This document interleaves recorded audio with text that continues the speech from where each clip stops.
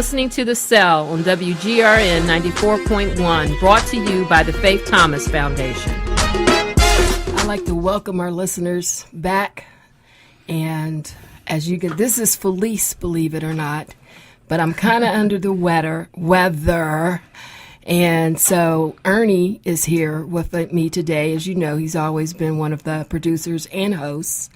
And today we do have Katie here with us. She's our host. Hey, Katie. She always quiet. And hey, Ernie over there. Good evening, everyone. Are you going to take care of me today, right? I'm trying not to embarrass anybody. So like that being said, I'll be losing my voice. I actually call this my sexy voice. You know, Katie says, oh, God, I hope you don't talk. You know, but I think I kind of sound sexy. But anyhow, Ernie ain't said a word on that. But anyhow, we're going to go ahead and get the show started. Ernie, see how y'all treat me. But Ernie, you go ahead, and I'd like for you to, introduce our guests, because we do have some special guests here with us today. And I hope you guys enjoy our show today. I guess what we usually start off with is introducing themselves, and then tell us a little bit about themselves, how they became part of their organization. Today we're talking with the American Red Cross. So let's start with Rodney, and we have Faye.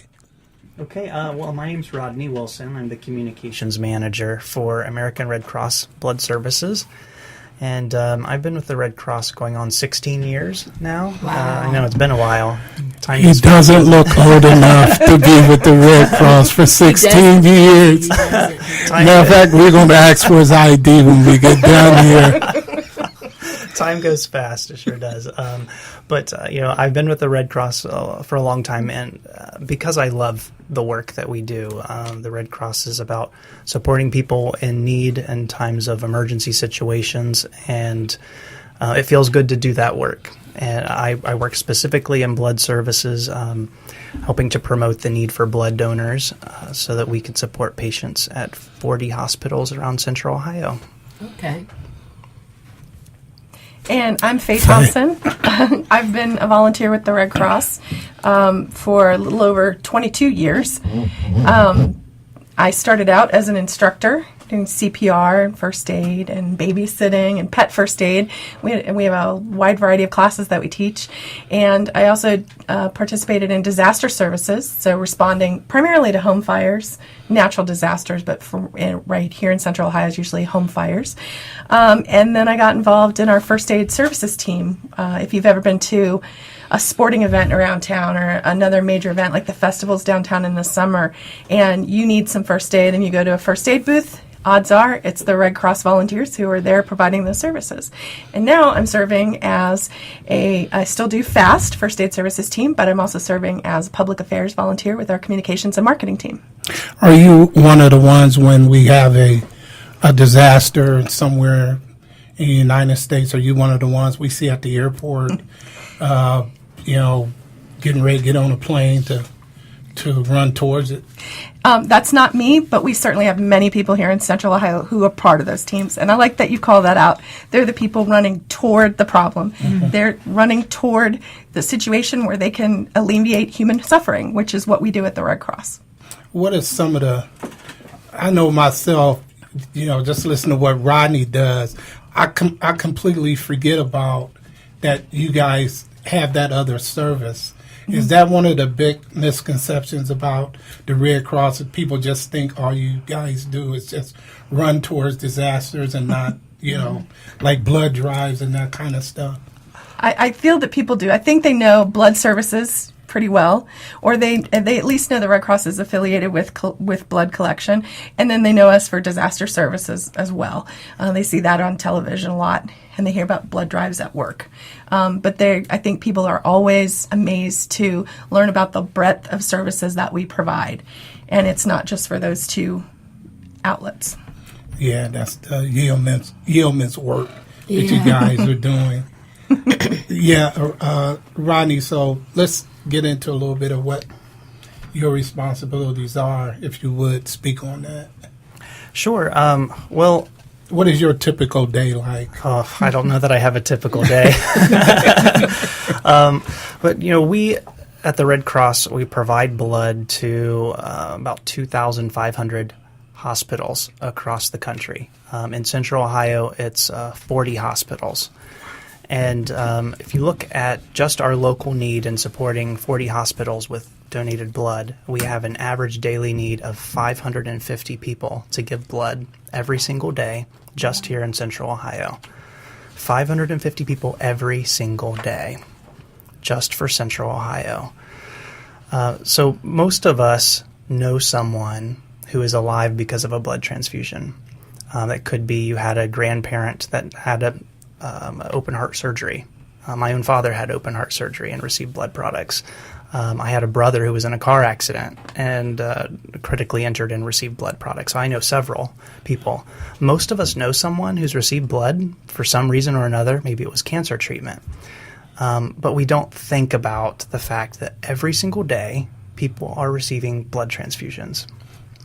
And that can only come from volunteers, generous people who roll up a sleeve and just selflessly donate it. I have a question. When you say volunteers, I do also know I hear some people say that they go to give blood to get paid.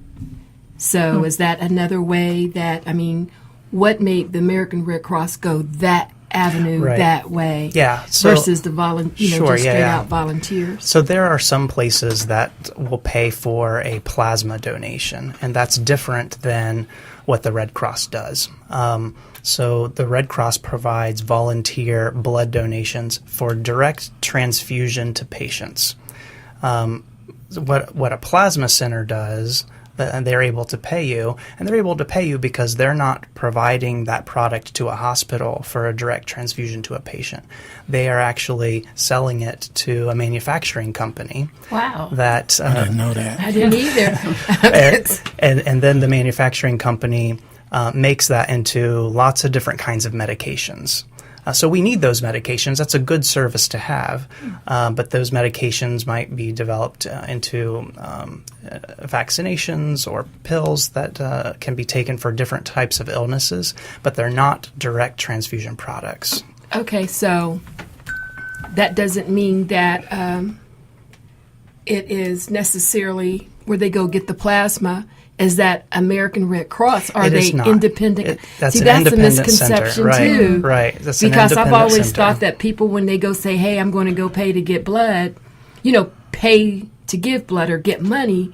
For some reason, I associated it with American Red Cross, and you're saying that Right. is yeah. not. That's wow. yeah. We don't pay for blood donations. It's just plasma centers that pay specifically for a plasma donation, so that they you aware can of that? manufacture it. Yeah, I was aware of that because when I was a college student, before Rodney was born,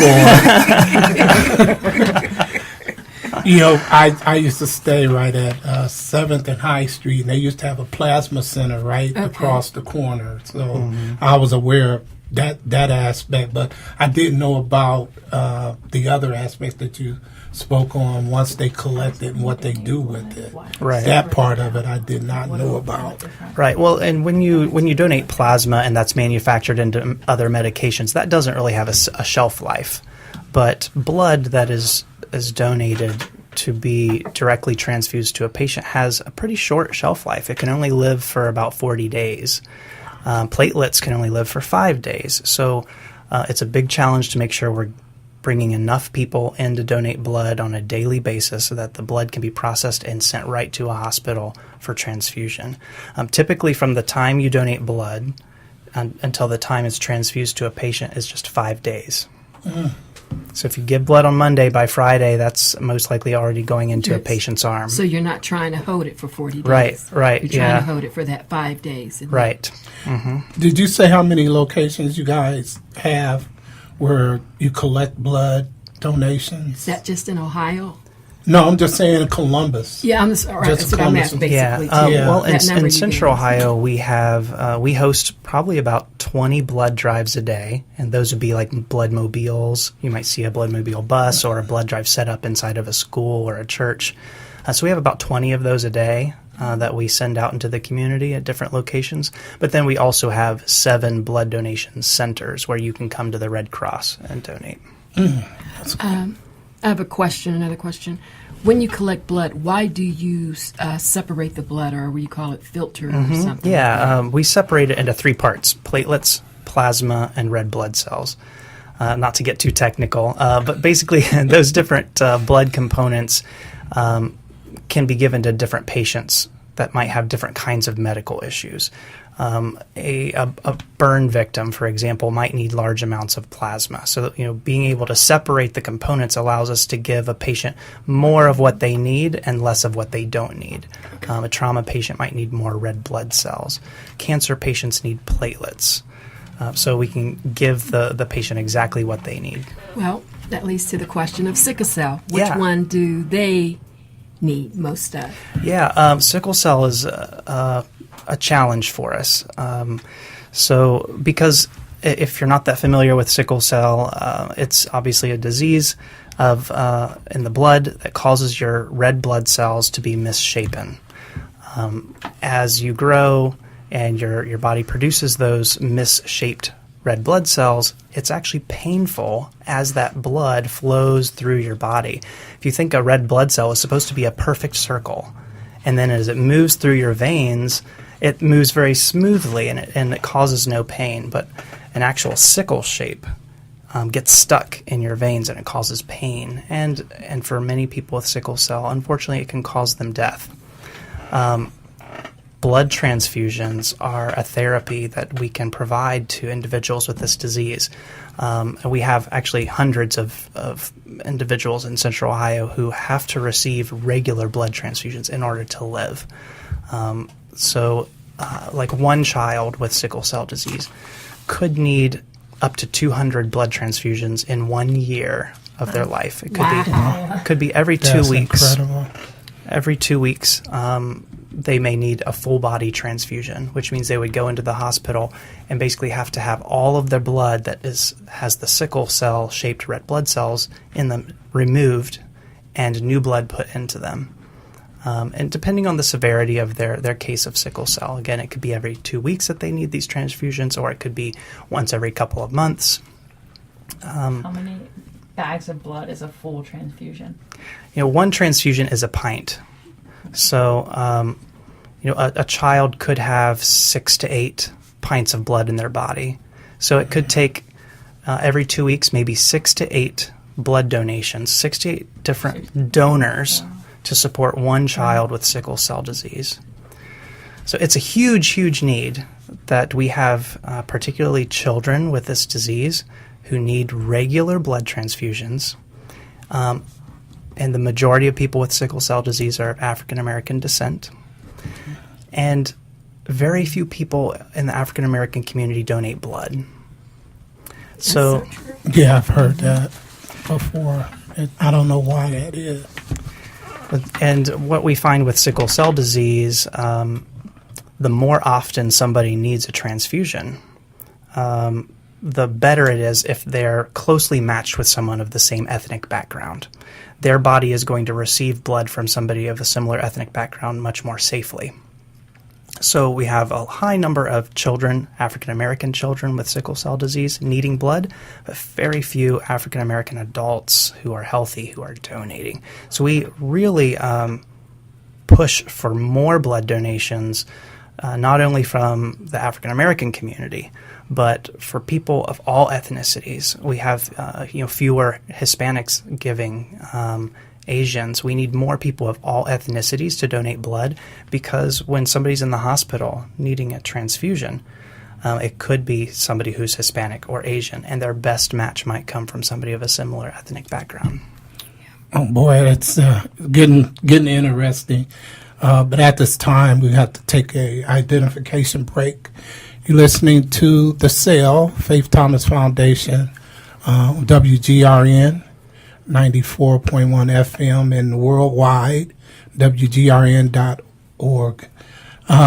We have some events coming up here next Saturday.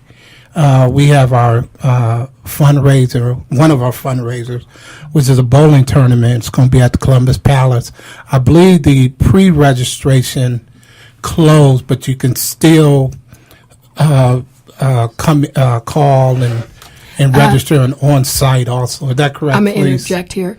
If anyone out there still wants to bow and come and bowl, you can call me at 614-746-5367, and we can talk about if we can get you and your team register, or as an individual register, because it is for a good cause.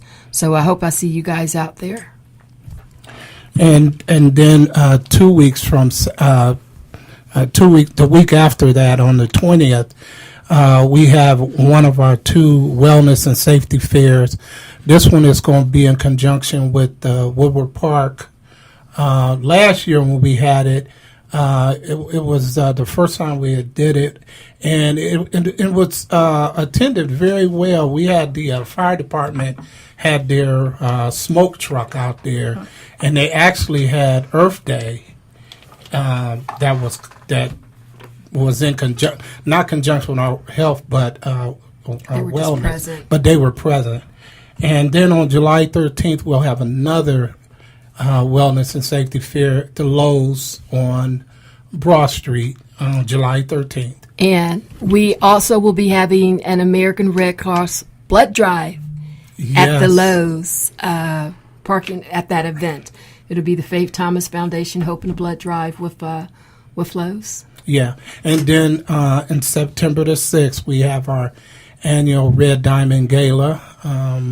That's one of our big fundraisers also.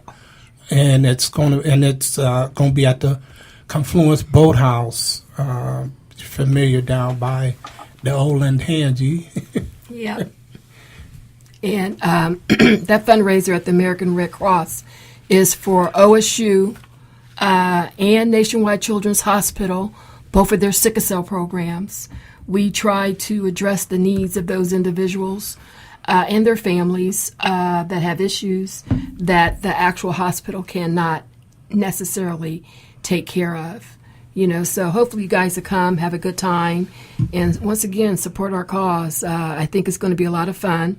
Once again, it's at the Boathouse at Confluence Park. And after the matter of fact, also too with that, one of our guest speakers is American Red Cross. That's correct. Hey! Yes. So, Yes. they're just all over the place with us here lately. Yes. So that's going to be really interesting. And I hope you guys come out because once again, just like Rodney kind of, touched on, the African American community, just as far as like even giving blood, is for some reason it's also the same thing with dealing with the topic. They shy away with the topic of sickle cell. So the Faith Thomas is here to give voice to sickle cell and to make it comfortable to talk about. Not something behind closed doors or you hesitate about. It's something that we just want in the forefront. Let's talk about it. Let's not hide from it. It's not dirty. It's nothing to be ashamed of. It's a genetic disease, and let's deal with it. Let's talk about it. So hopefully you guys will come to the Red Diamond Gala, and we're getting ready to get back to our conversation with American Red Cross. And we have a 2-part series, and we're going to be talking about the American Red Cross and the other things that they do, such as the home and fire, disaster relief, and things like that in our second segment. But since we started with the blood donation, Rodney, one of the things that I wanted to ask you for our listeners out there, because we're talking about donating blood, what are the eligibilities? And can a sickle cell patient donate blood? Okay, good questions. If you have sickle cell disease, you cannot give blood. Okay. What about sickle cell trait?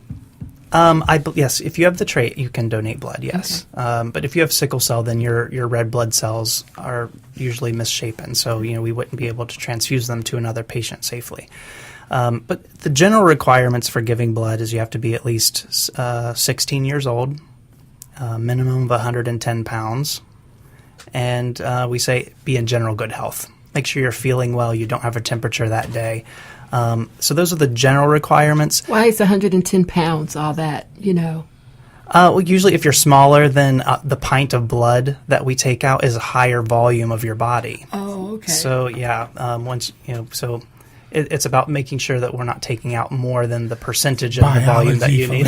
Don't say nothing smart, honey. I was going to say, I seen that look on his face. I seen that look on his face. I had to ask, Go ahead, Ronnie. Don't pay. So there's lots of other like conditions or medications that might make you ineligible if you've ever been diagnosed with a form of cancer. Depending on the kind of cancer, that could make you ineligible for a certain period of time. International travel might make you ineligible if you've gone to Mexico or another country. Depending on the country, it can sometimes be a 12-month wait period after you donate, just to make sure that there's nothing latent in your system that wouldn't show up in a test. And on that topic, we do 12 tests on every unit of blood that is donated to make sure that it's going to be safe for patients. But many illnesses or diseases have a 12-month incubation period where they could be in your system without showing up in a test, which is why a lot of criteria or eligibility for donating blood is wait 12 months and then donate blood. Because that 12-month period will make sure that there isn't anything in your system that's not going to show up in the test. I have a question I want to ask you. When I was doing I did a health fair last summer at a church here in Columbus, and a lady stopped by our table and said that she has a type of blood that OSU calls her regularly to give blood. I'm not trying to put you on the spot, but do you know what the Special blood is? Yeah, what that special blood is. Right, or yeah. have you heard that before? Yeah, we do have what we call a rare and matched donor program. So that's for people who have rare, what we call markers in their blood, in addition to your blood type. So, blood types A, B, or O, and those are markers in your blood. But we also have other types of markers in our blood, and some of them are extremely rare. So when a patient is in a hospital with one of these extremely rare markers, it can be very hard to find someone that will match that very rare marker. So we regularly screen blood donations to search for those rare markers. And when we do, like if you were identified with one of those rare markers, we would put you on our rare and matched donor list, which means the next time a patient comes in with that marker, we don't have to search for it. We just pull up the list and we know we can call you. Fantastic. And so you're on call, basically, that there's a patient in the hospital right now that matches you specifically. Can you donate within the next few days? And that's nationwide, correct? Yes, that's a nationwide program. Wow. How long? So, like, if you're here in Columbus and Ernie is in... You're here in Columbus, and Ernie's in Hawaii. How long is it going to take him to get that flip? Yeah, well, that's the beauty of the Red Cross system. We're a national system, so we're able to search our inventory of rare and matched donors across the whole country.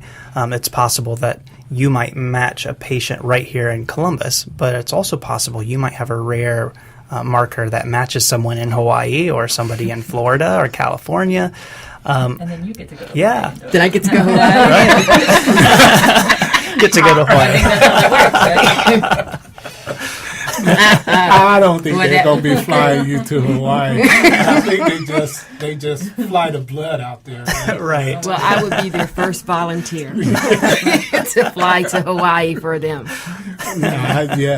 I was always interested in that because I had never heard that before. And when she told me that, I kind of thought she was just, pulling my leg or something. But then I talked with Felice and Annie from, how sickle cell health. So they said, yeah, that's correct. There is people with that, like you say, that rare marker that, that give probably blood more than anyone else. Mm-hmm.